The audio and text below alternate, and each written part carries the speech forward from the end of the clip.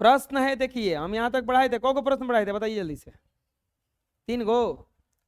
चौथा प्रश्न देखिए, शिक्षा के अधिकार अधिनियम 2009 समूह चर्चा कीजिए, अपनी मुख्य बातों को चार्ट पेपर पर लिखकर अपनी कक्षा में सजाइए। इसके लिए आपको अपने कई स्रोतों जैसे अखबार, इंटरनेट, अपने शिक्षक से जानकारी इकट्ठी करनी पड़ेगी। तो देखो क्या कह रहा है, शिक्षा का अधिकार अधिनियम 2009 एक बुनियादी कानून है जिसके आधार पर विद्यालयों के लिए कई नियम बनाए गए हैं। जैसे वैसे लड़के तथा लड़कियों को जिनकी उम्र 6 से 14 वर्ष है विद्यालय जाने से रोका नहीं जा सकता। लेकिन ये भी तो पूछ लो कि लड़का पढ़ने जाना चाहता है कि लड़का आजकल का इतना तेज है कि वह खुद कर, अरे ना जो इतनी पढ़े, आजकल माइये वो मार के भगा रहे हैं। लड़का पढ़ने का मन नहीं कर रहा है, लड़का को ओकरे के ढकेल के भगाया जाता, जो पढ़े जो। कक्षा 8वीं तक की पढ़ाई के लिए 3 किलोमीटर के दायरे में सरकारी विद्यालय होना अनिवार्य है। 3 किलोमीटर के दायरे में सरकारी स्कूल होना अनिवार्य है। साथ ही इस अधिनियम के अनुसार कक्षा 1 से 5 तक के विद्यालयों में छात्रों तथा शिक्षकों का अनुपात 30:1 होना, मतलब 30 छात्र पर 1 शिक्षक होना चाहिए। कब तक? कक्षा 1 से 5 तक। समझ में आ गया? नेक्स्ट, नीचे दिए गए उद्देश्यों को पूरा करने के लिए आप नहर वाला इलाके के लिए कौन सा कानून बनाएंगे? प्रश्न था इसमें ना। तो देखिए, नहर वाला इलाके में शांति व्यवस्था बनाए रखने के लिए रात्रि गश्ती के लिए एक सुरक्षा दल का निर्माण किया जाएगा। अभी देखे होंगे 112 नंबर वाला दिन भर गाड़ी से घूमता रहता है, तो ये गश्ती लगाता है ताकि कहीं कोई प्रॉब्लम खड़ी ना हो जाए। आपसी समस्या स्थानीय पंचायत द्वारा सुलझाया जाएगा। कोई दिक्कत होगा तो सबको मिला करके मीटिंग किया जाएगा। अनावश्यक और देर रात सड़कों पर जमावड़ा नहीं लगने दिया जाएगा। शराब या अन्य नशीले पदार्थों के सेवन पर क्या कर दिया जाएगा? रोक लगा दिया जाएगा। यातायात के नियमों का पालन किया जाएगा। मजदूरों के लिए निर्धारित मजदूरी तय की जाएगी। इलाके की सफाई पर विशेष ध्यान दिया जाएगा। ये अधिनियम अगर बनाएंगे तो सुधर सकता है, लिख लीजिए। नेक्स्ट, यह तो हो गई कानून की बात। अब यह कैसे तय करेंगे कि कानून को कैसे लागू करना है? तो नहर वाला इलाके में कानून लागू करने के लिए एक समिति गठित की जाएगी। अभी देखो, मान लो कि अगर आप कोई भी नियम बनाते हो तो उसको फॉलो करवाने के लिए कुछ समिति भी, जैसे देखो अभी भंडारा वंडारा कहीं चलता है तो वहां पे देखे होंगे कुछ लोग रहते हैं हमेशा लाठी उठी लेके घूमते रहते हैं, होता है ना ऐसा। तो वो नाक रहेगा तो क्या होगा? अव्यवस्थित हो जाएगा सब कुछ। चलो आगे देखते हैं। सरला बहन ने मुन्नी को काम पर जाने क्यों नहीं दिया, बताओ? तो मुन्नी की उम्र अभी 14 वर्ष से कम है, उस कारण से सरला ने उसे काम पर नहीं जाने दिया, क्योंकि इतने कम आयु में बच्चों से काम करवाना गैर कानूनी है। गैर कानूनी मतलब कानूनन अपराध है। यह आयु बच्चों के लिए पढ़ने लिखने का है।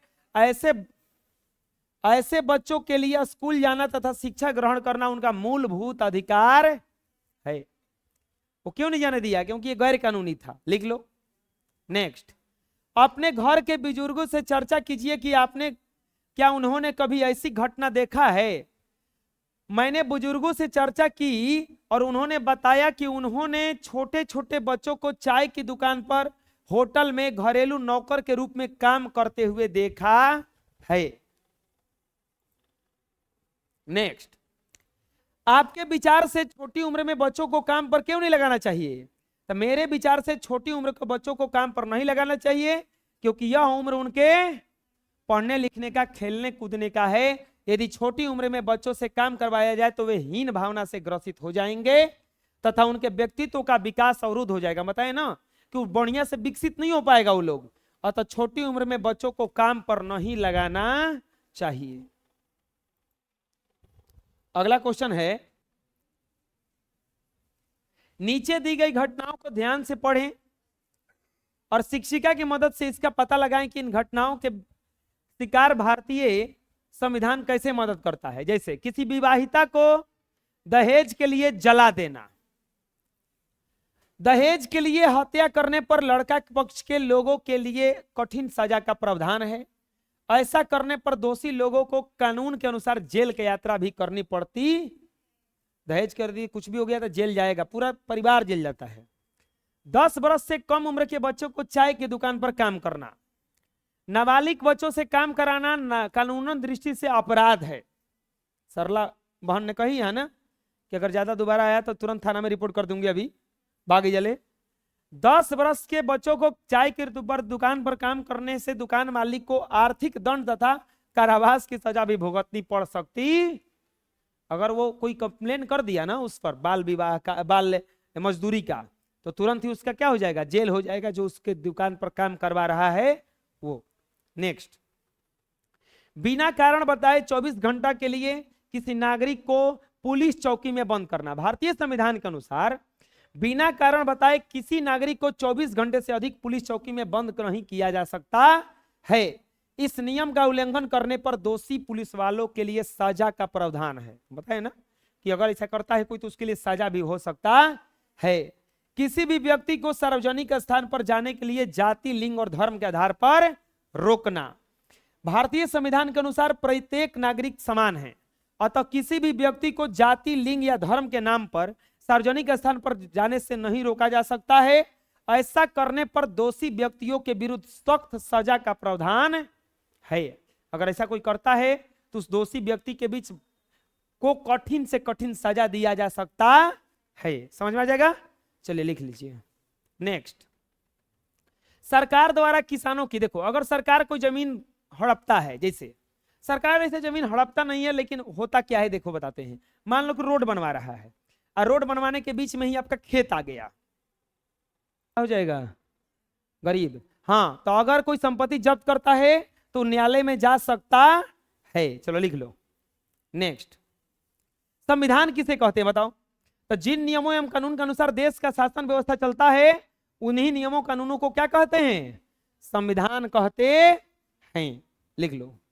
बुनियादी नियम क्या होते हैं? जिन नियमों के तहत नागरिकों के मौलिक अधिकार जैसे शिक्षा, स्वास्थ्य, स्वतंत्रता, समानता आदि के अधिकार प्राप्त होते हैं, वे बुनियादी नियम कहलाते हैं।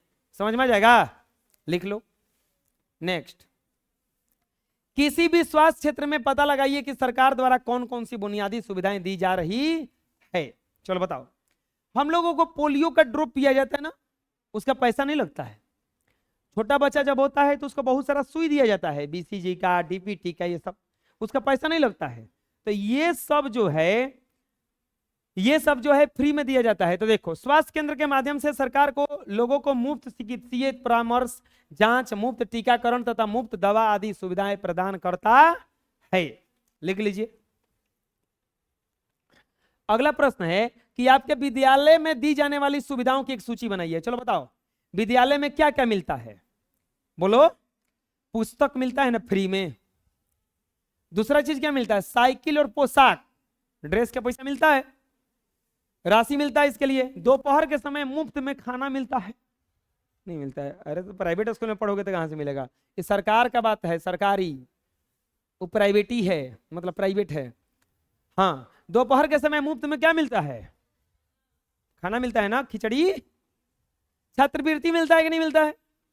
छात्रवृत्ति भी मिलता है। खेल कूद की व्यवस्था, बड़का बड़का फील्ड है जिसमें कूदता रहता है। नहीं है, नहीं है।